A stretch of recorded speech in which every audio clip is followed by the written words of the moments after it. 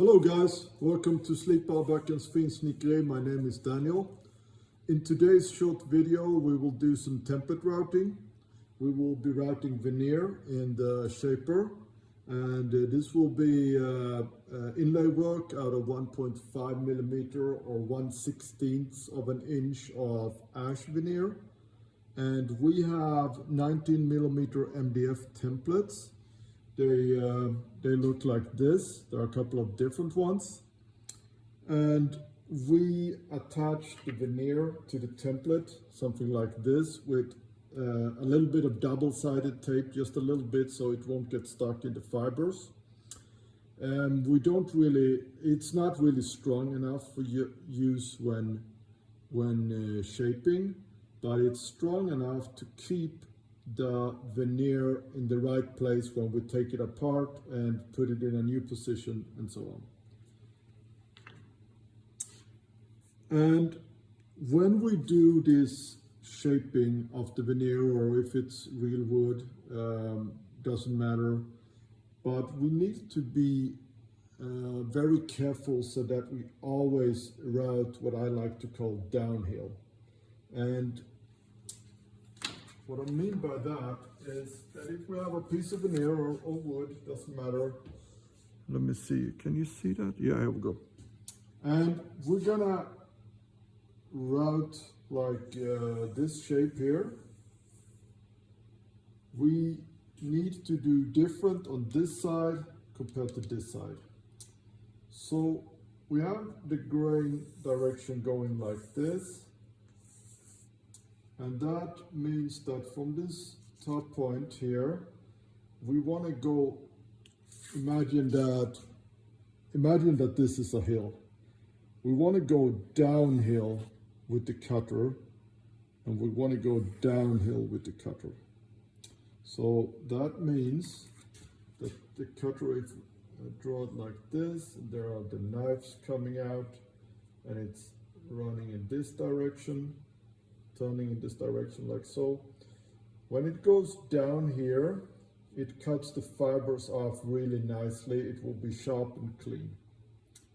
But if we try to run the same cutter, for example this one, when it goes like this downhill, it will cut the fibers off nicely. If we try to do the same thing up here, it will tear out the fibers and it will not be a nice edge. So this is something you always need to think about when machining wood. You need to go downhill to cut off the fibers nicely. That means that when we do this template routing with the guide wing, we just can't go all the way. Instead, I prefer to go like this over here and then turn the entire thing around and go like this down here. Sometimes you can just flip this one over. Sometimes you can instead flip this one over, and then you also need to change the direction it's spinning, if it goes like this or it goes like this. And the reason you do that is to be routing downhill all the time.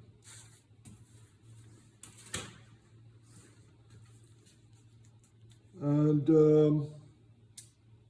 this is the template with the ash on. I'm gonna move the other stuff.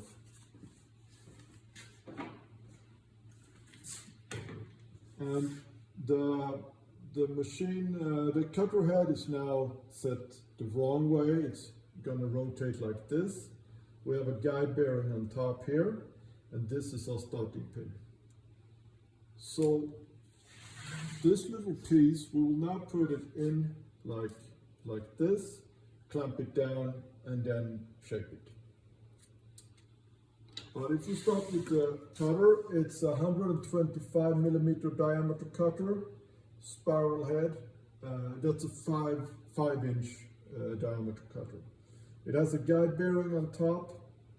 This plywood, it's not really a pin, of course, but it serves this purpose of a starting pin, and it helps me hold this one against something when I lean it into the bearing. That way the cutter will not grab and just eat itself into the material. But I can instead start routing in a controlled way. This is very important. I want to keep it as close to the cutter as possible. Want to make sure it has a smooth edge so it's easy to run the piece against it.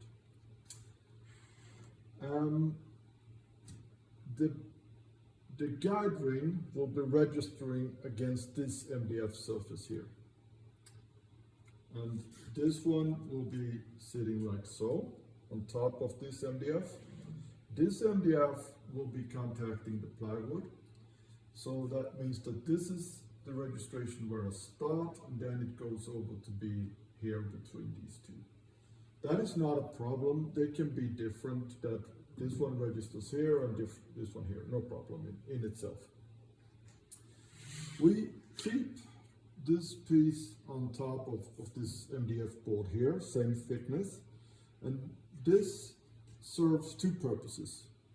It is first off a sacrificial piece that will be slightly cut away at the edge here, which will give a better result on the veneer, and it helps because we sandwich it really hard here, so the veneer is held in place while we cut it.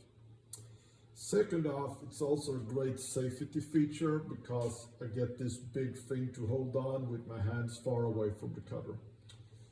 So when I position this one, I make sure that this edge here is inside this one.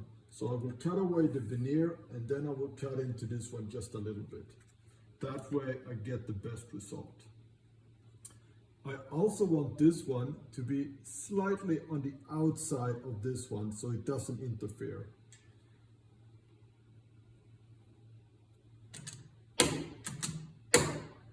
This one is only there to make sure that the cutter doesn't eat into this board when I start.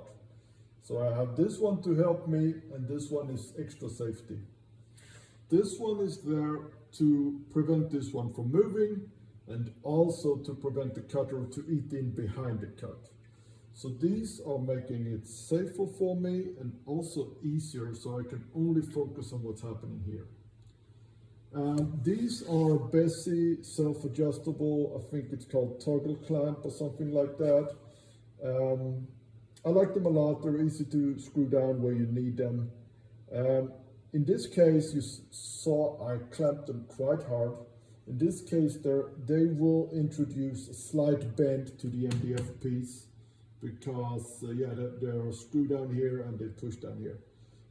I have checked that with a ruler, and it's no problem. It's not a lot of tension in it, or it's strong enough at least to not be a problem. I'm not worried about that. Yeah, these hammers, another great safety feature. I like to put them down on my routing, shaping jigs, whatever, because they make it really easy for me to remember to keep my hands in the right place and have a really good grip compared to this. So I get a good grip, and I also get a reminder, keep your hands here. So we're gonna go like so, that we register against this surface, we're not touching here. And then I will lean in until the guide ring is touching this one, and then I will roll along, and carefully it's gonna go over to touch this one instead. And then I will route the entire piece and this small here. And I'm now routing parallel to the grain here, and here I'm routing downhill, which is exactly what I want. This plastic cover is another good safety feature. What I would have liked here, what would have been better, would have been if these clamps didn't take up so much space, I would have been able to get this one further down and further towards me. All things considered, I think this still feels safe and good to do, but improvements would be to get this one out further towards me and further down. Yeah, so I think that's pretty much it. Let's go.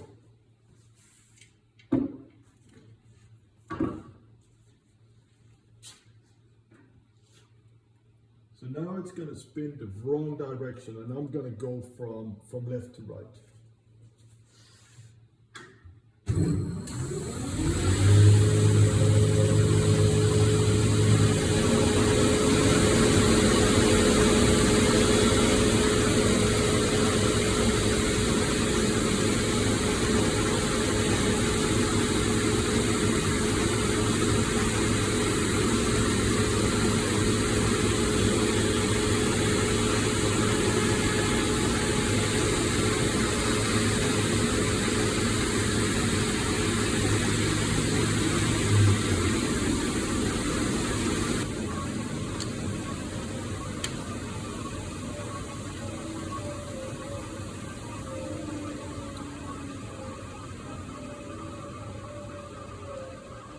This is how it turned out. I'm really happy with that.